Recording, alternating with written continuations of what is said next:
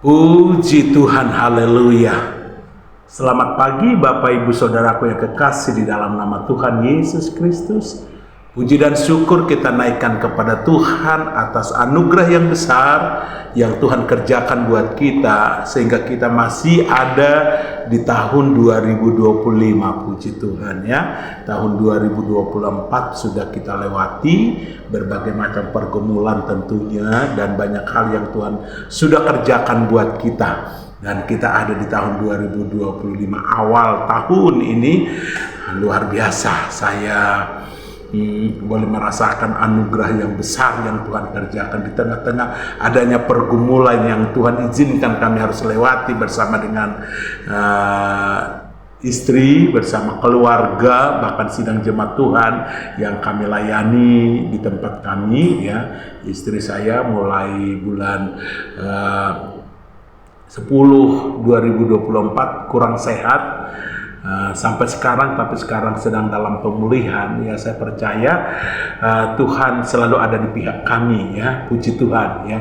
Dan pagi hari ini Tuhan izinkan kembali saya untuk membawakan kebenaran firman Tuhan dalam acara Roti Gembala ini. Saya percaya itu pun kesempatan yang sangat luar biasa yang Tuhan percayakan buat saya pribadi ya. Sebab siapa sebenarnya saya ini, tetapi Tuhan percayakan dalam pekerjaan yang besar ini, dalam pekerjaan yang luar biasa ini. Saya tahu ini anugerah yang besar buat saya. Oleh sebab itu, sebelum kita masuk dalam renungan firman Tuhan pagi hari ini, saya rindu kita berdoa terlebih dahulu. Mari kita tundukkan kepala kita berdoa. Bapa di sorga, terima kasih untuk semua anugerah yang Tuhan percayakan buat kami. Kami ada pagi ini semua karena kasih Tuhan, semua karena anugerah Tuhan. Dan kami masih diizinkan ya untuk berkumpul bersama dalam acara Roti Gembala, itu pun karena anugerah Tuhan. Oleh sebab itu hamba-Mu akan menyampaikan kebenaran firman. Mari Allah Bapa, Allah Anak, Allah Roh Kudus, mari Engkau turut bekerja dalam segala hal, sehingga benar-benar kebenaran firman ini menjadi kekuatan yang baru, menjadi pegangan dalam kehidupan kami untuk maju terus di dalam Tuhan. Persiapkan hamba-Mu, Roh Kudus penolong setia. Demikian juga semua yang mendengarkan diberkati. Di dalam nama Tuhan Yesus kami berdoa dan bersyukur. Haleluya. Amin. Puji Tuhan ya. Bapak Ibu Saudara, pagi hari ini saya akan membawakan satu judul firman Tuhan, ciptaan yang baru ya. Amin. Ciptaan yang baru. Sekarang kita ada di tahun 2025. Mungkin belum terlalu belum terlambat ya kalau saya mengucapkan selamat tahun baru buat kita. Biar di tahun yang baru ini, tahun 2025 ini, di Januari, berkat Tuhan selalu ada buat kita. Sehat-sehat semua dan diberkati Tuhan. Puji Tuhan. Tadi saya katakan saya akan membawakan judul firman Tuhan, yaitu ciptaan yang baru. Saya bacakan satu ayat dulu untuk kita semua pagi hari ini, di dalam 2 Korintus pasal 5 ayat yang ke-17. Jadi siapa yang ada di dalam Kristus, ia adalah ciptaan yang baru. Yang lama sudah berlalu, sesungguhnya yang baru sudah datang. Amin. Ya, sekali lagi 2 Korintus 5 ayat 17. Jadi siapa yang ada di dalam Kristus, ia adalah ciptaan yang baru. Yang lama sudah berlalu, sesungguhnya yang baru sudah datang. Amin. Ya, puji Tuhan. Tadi sempat saya singgung judul firman Tuhan, ciptaan yang baru ya. Saya kalau ingat-ingat ya, sebab dari kecil saya sebagai seorang Kristen, tapi ya untuk mengerti banyak tentang firman Tuhan ya, boleh dikatakan setelah saya justru merantau ke Pulau Jawa ya.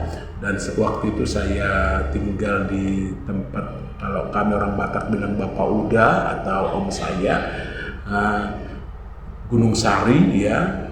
Dan puji Tuhan, di sanalah Tuhan izinkan saya untuk lebih setia beribadah, ya, yang sebelum-sebelumnya mungkin belum, tapi lewat kejadian itu saya semakin setia beribadah, ya. Sebab hari Rabu saya ingat, ya, saya waktu itu datang hari Senin, ya, saya sampai hari Senin dari Sumatera ke Jawa. Lalu tiba-tiba ada jemputan ke daerah Jogoloyo. Waktu itu kebetulan ada adik saya yang ikut juga, lalu dia ajak saya dan saya ikut, ya.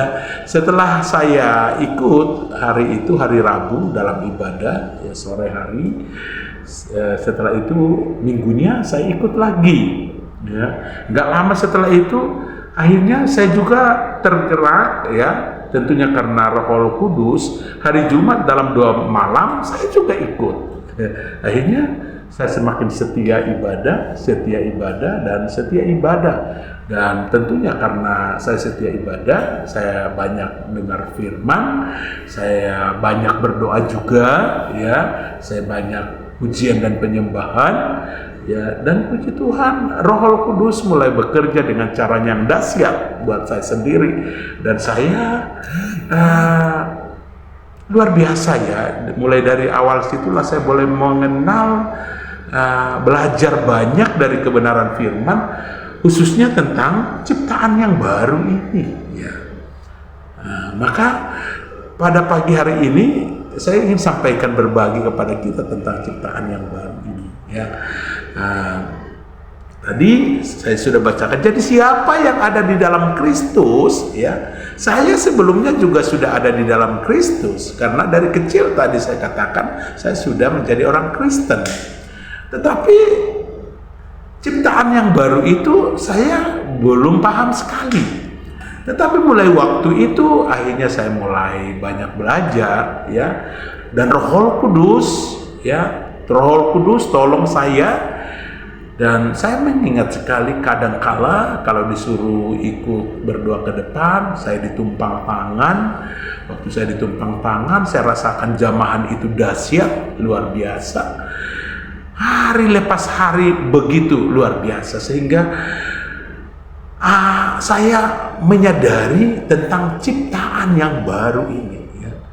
Saya boleh dibantu dengan satu ayat, yaitu Galatia ayat 2 ayat 20, ya, tentang ciptaan yang baru ini.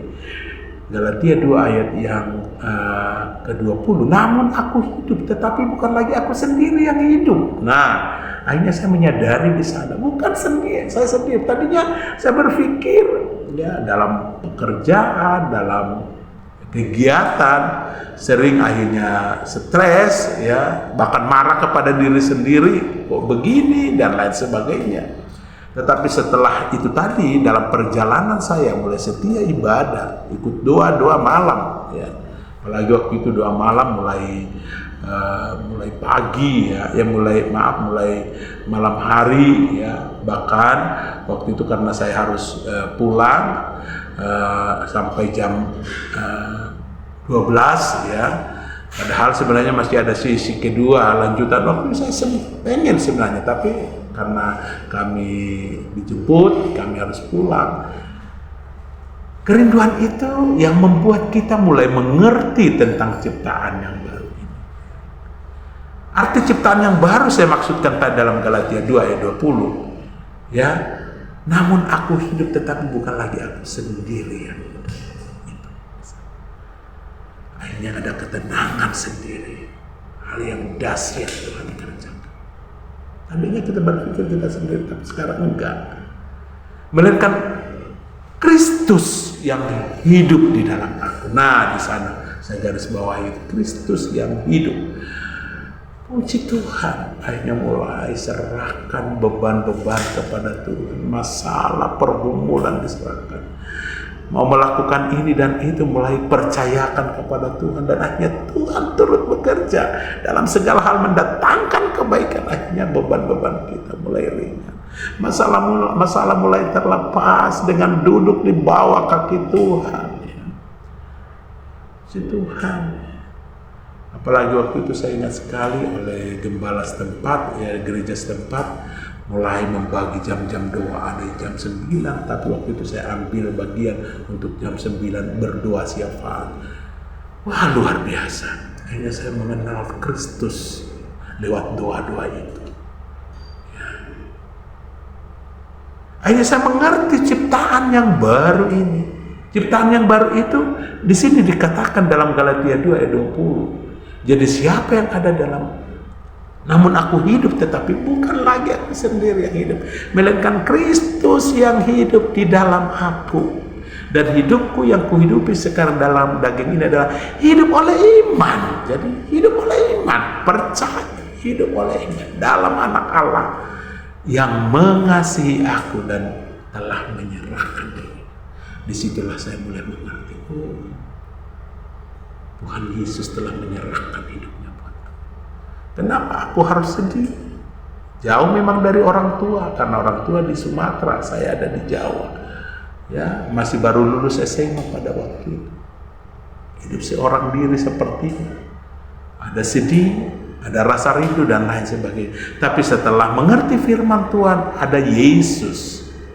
Ya, dan hidup sendiri. Tetapi hidup kita hidup oleh iman, ya, dalam anak Allah yang telah mengasihi aku dan telah menyerahkan. Mulai dari situlah mulai saya setia sama Tuhan, minta Roh Kudus untuk menuntun, baca firman Tuhan. Firman Tuhan menguatkan, berdoa lagi.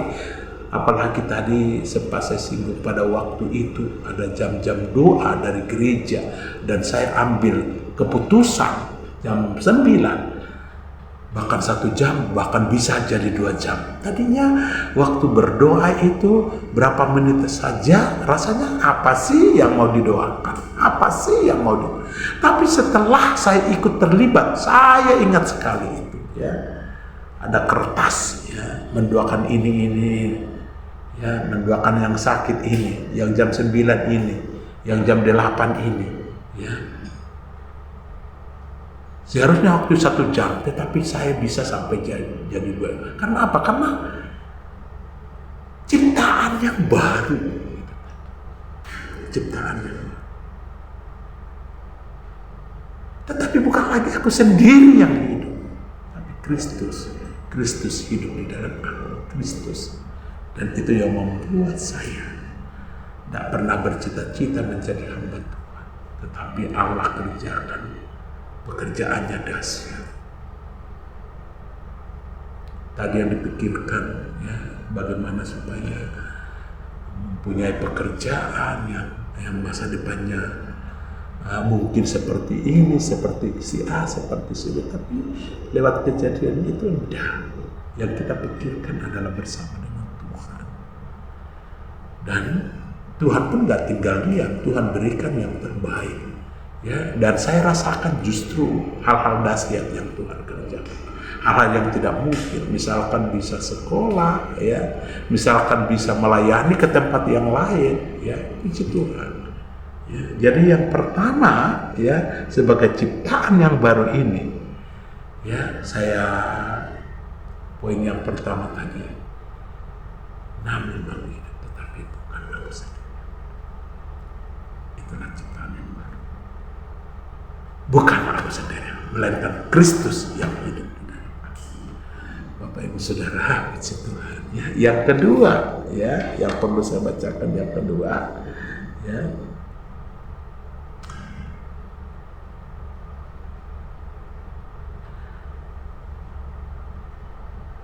Yang kedua, hidup karena percaya. Tadi bukan lagi aku sendiri yang hidup yang pertama, tetapi yang kedua, hidup oleh percaya. Percaya kepada siapa? Ya, percaya kepada pemberi hidup, Yesus Kristus, itu nama. Bagaimana saya mengerti? Karena Roh Kudus. Bagaimana saya tahu? Mulai saya dibimbing di dalam gereja, ya, ibadah. Tadinya hanya 1 kali seminggu, akhirnya 2 kali seminggu. Nggak cukup, akhirnya ikut 2 malam jadi 3 kali. Nggak cukup, akhirnya ikut di pemuda, ya, 4 kali dan lain sebagainya. Dan itu yang membuat, ya, saya mulai menyadari bahwa ciptaan yang baru, selain yang pertama, Tadi dikatakan hidup di dalam Kristus. Lalu yang kedua, hidup karena percaya, bukan karena melihat. Tadinya hidup saya karena melihat ini percaya, tapi enggak, sekarang hidup karena percaya.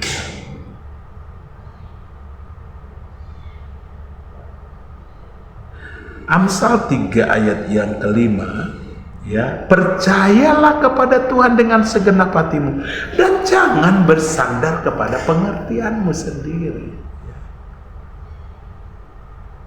Itu tadinya kita bersandar kepada Tuhan, tapi sekarang enggak, karena ciptaan yang baru. Hidup karena percaya, bukan oleh kekuatan, bukan oleh kegagahan, tetapi karena percaya kepada Yesus. Ya, percayalah kepada Tuhan dengan segenap hatimu dan jangan bersandar kepada pengertianmu sendiri. Lalu ayat selanjutnya, akuilah Dia dalam segala lakumu, maka Ia akan meluruskan jalan. Ya, janji firman Tuhan buat kita, Tuhan akan meluruskan jalan. Oleh sebab itu, di tahun yang baru ini, mari kita tetap setia melayani Tuhan. Saya bersyukur bersama istri, walaupun sementara sekarang kami sedang dalam pergumulan, kami masih tetap melayani bersama anak-anak, dan saya yakini bersama Tuhan kami hadapi perkara luar biasa. Tuhan Yesus memberkati kita semua. Kita tundukkan kepala. Terima kasih Tuhan untuk kebenaran firman. Ya, kami percaya hidup kami. Namun aku hidup tetapi bukan lagi aku sendiri, melainkan Kristus yang hidup dalam kami. Kristus yang akan memimpin kami terus dalam perjalanan hidup ini. Dan kami mempercayai janji itu. Dan kami percaya ada masa depan yang luar biasa. Oleh sebab itu sepanjang hari Roh Kudus menolong setia buat kami supaya hidup kami tetap terpelihara. Di tahun yang baru ini semakin maju lagi dalam Tuhan, semakin maju melayani. Terima kasih. Sekali lagi biarlah lewat doa-doa, lewat ibadah, lewat pelayanan kami, khususnya dalam acara Roti Gembala ini, kami semakin maju di dalam Tuhan. Ini doa kami kan masuk hari yang baru ini bersama Tuhan, dalam nama Tuhan Yesus Kristus. Haleluya. Amin. Puji Tuhan, Tuhan Yesus memberkati kita. Salam sehat dari kami. Semakin maju di dalam Tuhan, karyanya pasti luar biasa di dalam kehidupan kita. Haleluya.